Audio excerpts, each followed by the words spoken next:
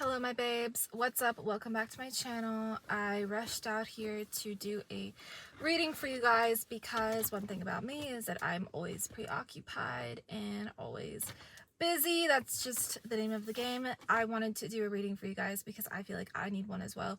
And one thing about me as well that I just have to say, one thing about me apparently in this video, I don't listen to like readers or watch readings or anything because I personally trust the messages that I get and I like to stick with that, and I don't like to listen to other people or other readers or anything like that. I get my own guidance. I am plugged in. All I have to do is plug in and we're good to go.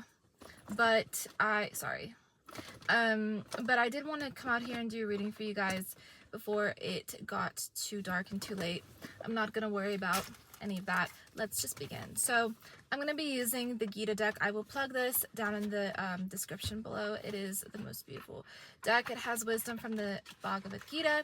If you don't know what the Gita is, educate yourself.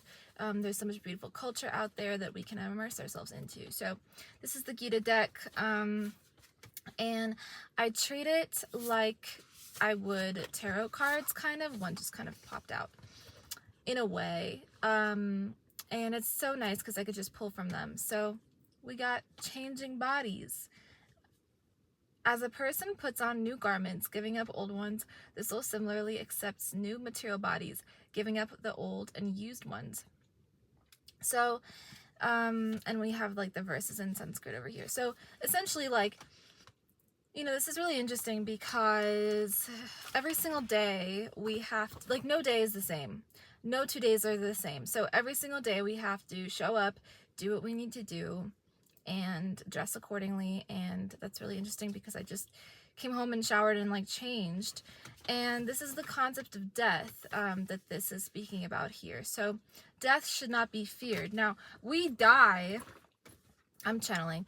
We die many times in one life. We are always changing as people. We never stay the same. We are always growing and becoming. We're always in a state of becoming. So there's no way for us to not allow for change to happen in ourselves and in our life. So that's why it's important to, I'll put this on when I shut up. It's important to actually like allow for death to take place.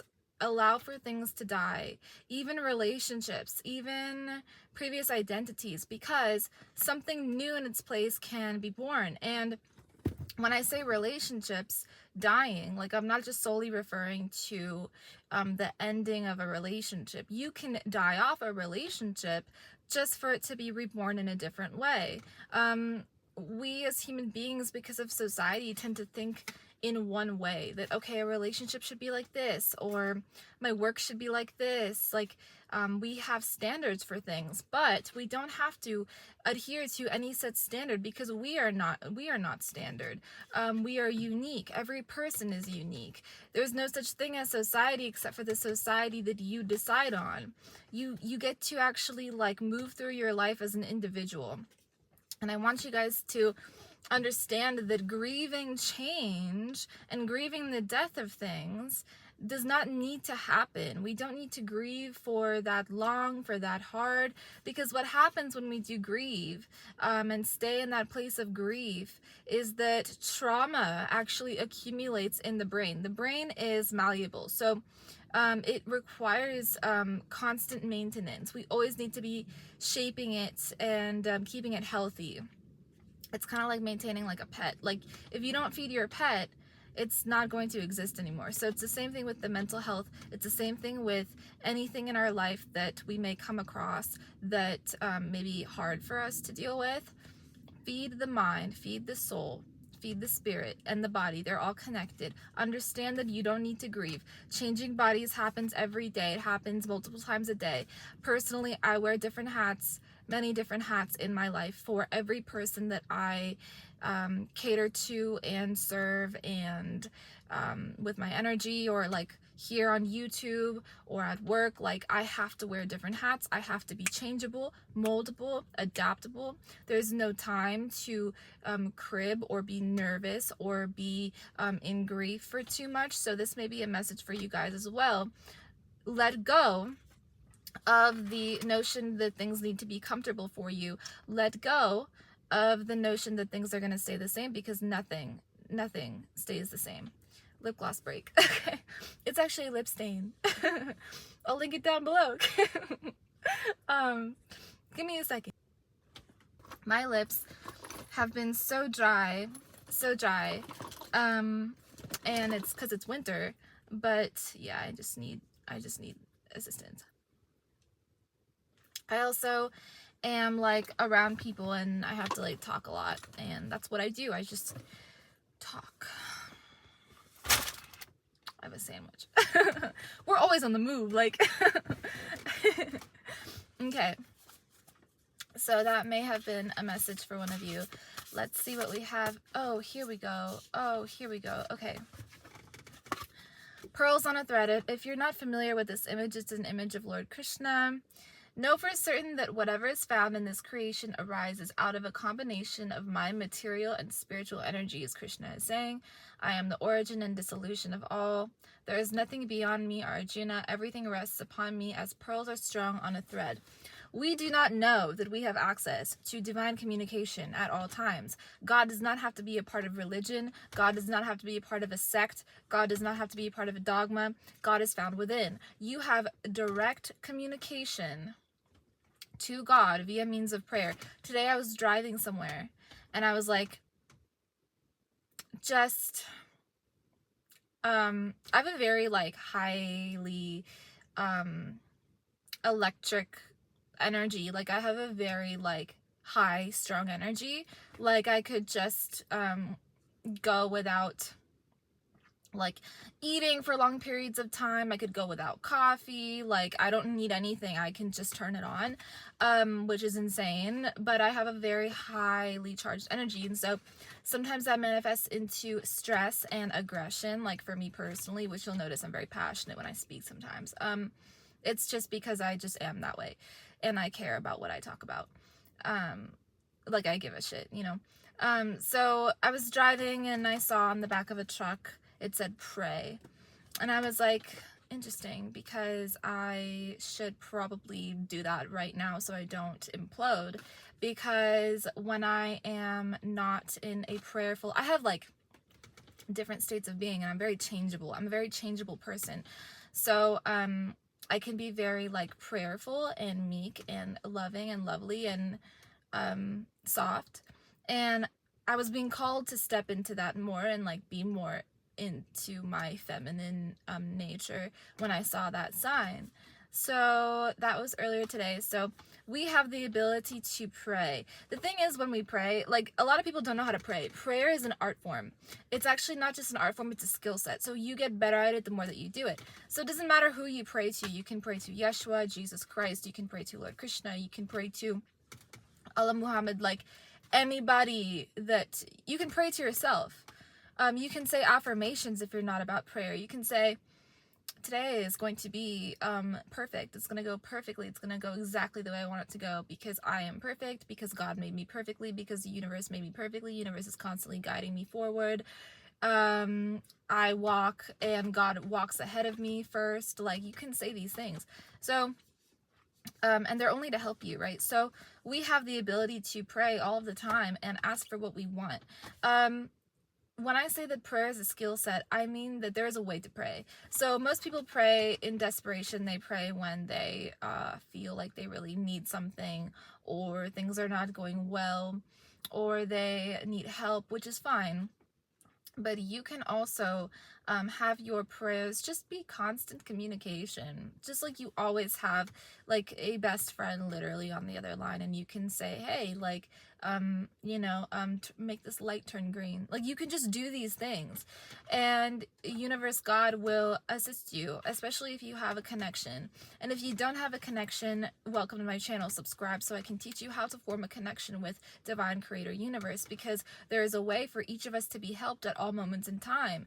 You never never know when calamity will happen. It could be a business deal falling through. It can be something happening. It can be a red light that takes too long. You do not need to suffer as a human being. And we too often suffer. In fact, I'd say we only suffer. We subject ourselves to suffering. We think that we are not good enough, not worthy enough. We just don't even know who we are.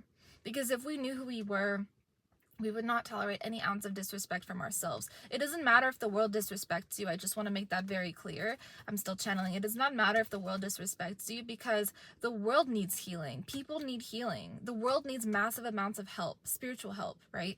And so I don't want you guys to look at the world and think of it as a reflection of you. Like when somebody disrespects you or hurts you or anything, it's just it's just what they're doing, and it's just the condition that the world is in. It's just their condition. It's not you. And this is different from the law of attraction that states that like people in situations, they kind of reflect what we hold within ourselves, which is also true, but they reflect a lot of things to us. It's just what we pick up on is what we have within us, right? Beauty is in the eye of the beholder. So if we understood that we are receiving constant feedback from our environment and from people around us all the time, it's just a matter of what we choose to focus on that shows us what's active within our own vibration, then we would focus on the good things so that our own vibration becomes tempered as a result of that noticing. You know what I mean? So that's gratitude. That's, by the way, the practice of gratitude. So it's important to develop a connection with divine. Even if you don't know who divine is, if you don't have a name for divine, you can just call it the universe. Go listen to 369 hertz or crown chakra frequency meditation. I'll put it in the description below, because that will allow for you to open this up, open your crown chakra up. Okay, we have chakra points. This is esoteric knowledge that is not taught in modern society. Humanity does not know about it, and that's why everyone is suffering and is broke spiritually and probably physically. We have a crown chakra, let me tell you, that connects, this is the soul star, it connects directly to God, to our prime source creator, because we are spiritual beings, we are energy, we are not matter. We are not matter. And that's why your heart can start with a defibrillator. It requires electricity. So in the same way, when we actually open, that comes after some time. But when we actually seek to connect to the divine and we really work on our chakra points and we actually like maybe even open them, like open our crown chakra, then we can develop a intuitive connection all the time with our creator, and we will be able to open up different gifts of channeling, of heart, of love, unconditional love, of psychic ability. Like we are all already equipped with those things. It's like we are software computers and we have all these apps downloaded, but it's rare that you actually like open them up. You know what I mean? Everything rests upon me as pearls are strung on a thread. So everything happens from God, because of God, due to God. There are no accidents in this world. We are above the nature of time. That's why we can time travel, and we do so when we sleep. We do so in waking state. We do so when we look at a photo and we're transported there. Our manifestation ability to create what we want is instant. It does not require any time.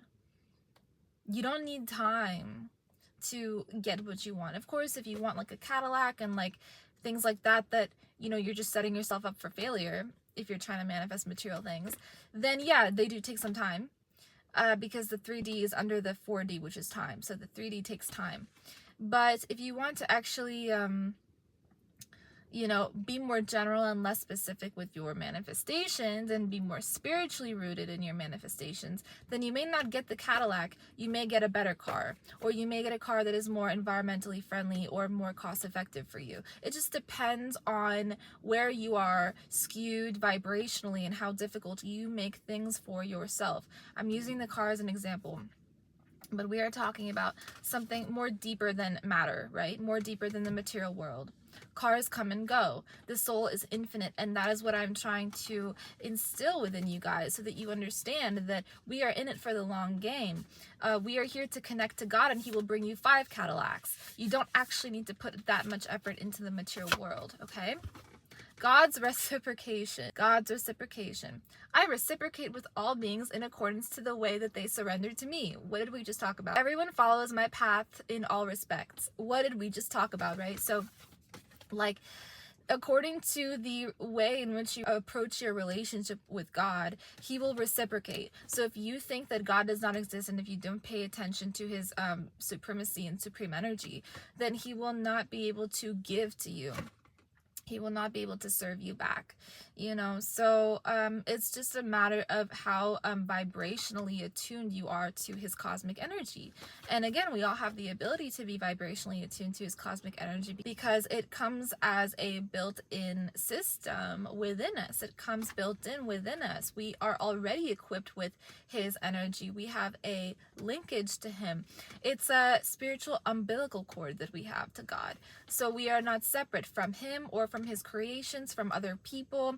That's why I never seek love from other people. Never seek finances from people. Never seek things like this, because what you want is spiritual. So why are you looking at the material world for satisfaction or fulfillment? It's not going to happen. You are going to remain unfulfilled. And this is why people chase addiction. They chase things that take them out of their head, out of their mind, like you know, states of inebriation or intoxication and stuff like that, because it allows you to actually tap in to your higher mind in a way, because the monkey mind, the conscious mind, not the subconscious, but the conscious mind, is not monkey chattering away because you are disengaged from it. This can also be achieved through meditation. It should be achieved through meditation, because through meditation we have the ability to connect and form a relationship. A relationship with God is the most stable relationship you can ever have. It'll stabilize your own relationship with yourself. It'll allow for you to realize who you are. It'll stabilize your relationship with others because you'll begin to serve them as God is within them. Not in a way that is the material definition of servitude, but in a spiritual way of service. Seeing other people as God's children, loving them for who they are. When you look at people and you look into their eyes, what do you see? Do you see a child? An innocent child? Because that's what people are, and that's what I strive to do, and this is what I practice. So personally, whenever I look at a person in their eyes, or just in general, but you know, eye contact, it doesn't matter how old they are. To me, they are a child, because I also treat myself like a child. So to me, they are a child. They are a child of God who has been placed in front of me for some reason that I must pay attention to. So this is what it means to honor people. This is what it means to respect people. And it's important to also know that there's no difference between loving others and loving yourself, or respecting others and respecting yourself. When you do not respect yourself, you will not respect other people. Watch your language. Watch how you talk to yourself. I want you guys to be acutely aware of the language that you carry towards yourself. How are you talking to yourself? There's no way that, you know, I will ever support negative self-talk, and there's no reason for any type of negative self-talk ever. We are always doing our best. We are always valid in how we feel. We are beautiful, ever beautiful, and we are unconditional beings of creation. We are children of creation. As soon as our society, our global society, starts seeing itself with each individual, seeing themselves as a child, and we start seeing ourselves as children, we will cease all competition, all jealousy. Jealousy, by the way, is in accordance with the illusion of separation. Separation is an illusion.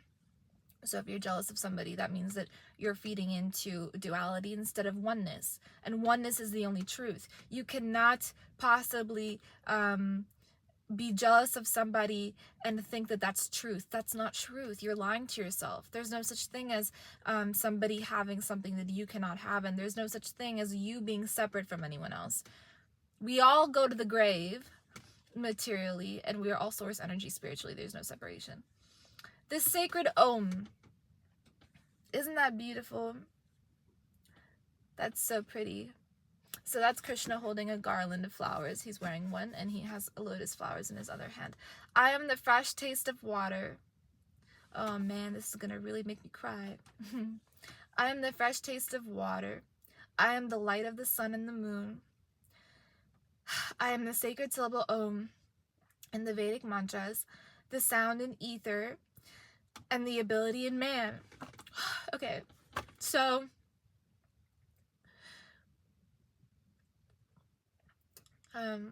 this is why the art of noticing is so important, because unless we actually slow down and notice who God is, where he can be found, we will not have peace. We will not find peace individually or collectively. So I'm going to read it again. So I'm the fresh taste of water. I am the light of the sun and the moon. I am the sacred syllable Om in the Vedic mantras, the sound in ether, and the ability in man. So,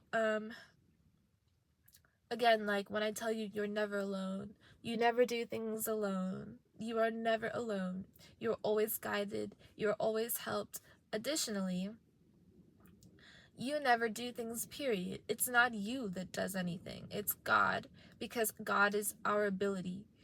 And so when we rely on ourselves and when we trust ourselves to do things out in the world or to perform, we fail. Because ultimately, like, we do not have a power source on our own. Like, we get our power from God. That's why we need to sleep, right? That's why we need to eat. That's why our bodies are not the body electric yet. Like, we're still housed in this material cage, if you will, or vehicle rather, vessel. So there's no accomplishing anything without a God doing it for us. And that's just so beautiful, because, like, personally for me, you know, I live like everybody else for the most part. Like, I have my own set of problems. Like, I have my own set of things I'm dealing with, my worries, fears, stressors, and anxieties. I know that I show up on your screen like I'm, you know, whatever, but I am just a person that is just going through life just like everyone, just like you guys, and it's not easy. Every day almost is a struggle, right? So I tend to forget God, and I tend to rely on myself and my own capabilities, and ultimately, like, that only leads us to dissatisfaction and even depression. So when we can rely on our parent, our eternal parent, we are free. I saw this card, so I have to take it. It says our enemy here. Okay, and I'm gonna read it. Arjuna is Krishna's friend, and the whole premise of the Gita, Bhagavad Gita means God's song, is in Hindi. So the whole premise of the Gita is Arjuna asking Krishna what's the point of this, like, battle that he has to fight, right? So Arjuna asked, by what is one impelled to sinful acts, even unwillingly, as if engaged by force? Krishna replied, it is lust alone, which springs from contact with the mode of passion and is then transformed to anger. It is the mighty, all-devouring source of sin and the true enemy of this world. So when I say sin, everybody and their mother has been conditioned into thinking that a sin is like a negative thing. I don't want you to think of it that way. Sin is just karma. We sin every day. Like today, I don't know, like, we are sinful beings, not in a negative sense, but it's just that we are in contact with matter. So, you know, by nature, we are not the body electric. Like I said, we're not ascended masters. So, like, we're sinful beings, and that's like fine. Like, there's like nothing wrong with that. It's just good to know where we're at, you know? So essentially, like, Arjuna asked, like, what reason is one compelled to like act sinful, to create like more negative karma for themselves, to self-harm in any way, whether it is through drinking, thinking, or like anything, literally. So Arjuna's asking, like, why do people stray away from their soul, basically? And Krishna is responding and saying that it's lust. Lust is just, it's nothing except contact with the modes of material nature, including the senses, sight, sound. Like, that's how deep we're in this, you know? And so, like, that's why we only really attain, like, true nirvana or samadhi, or, like, liberation, moksha, basically. Sorry, not samadhi. Moksha, liberation, when we pass away. Because when we pass away, if we have done the work to elevate our soul and our consciousness, then we will be able to transcend this material nature and all of the other material planets. But it's only at that time, you know, death is the final test, as they say. So until death, we are out here struggling, you know.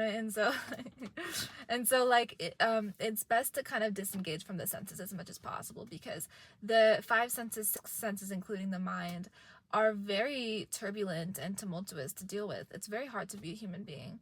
And so that's why I'm here to help you and guide you guys through your journey. Peace can be attained when we disengage from the senses and when we meditate. Everything can be a meditation. When I sing, because I like to sing, when I sing, I'm in a state of meditation, and I only really find pleasure in singing when I do it for God as like a devotional act. Same thing with my videos that I film. In this video, I'm like very much in like my masculine energy, but when I'm more so in my feminine receptive energy, and I am able to like really do things with love, and you know, it's like different, like I channel differently in different videos. So when I do things with love and from a space of devotion, that is when I find that it holds the most value. Even just like small things, you know, like in life, everything can be a devotional act. Everything can be a meditation. Everything should be. That's how we are in flow.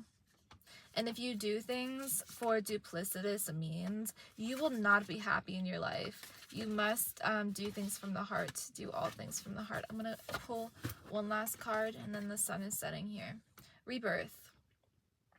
Okay. So this image is an image of basically like Krishna's like leaving his like hometown, and everyone's like upset about it. For one who is born, death is certain. We just talked about this. I love when the channeling is like perfect. For one who is born, death is certain. For one who has died, birth is certain.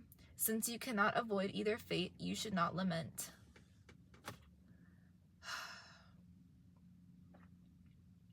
Crazy.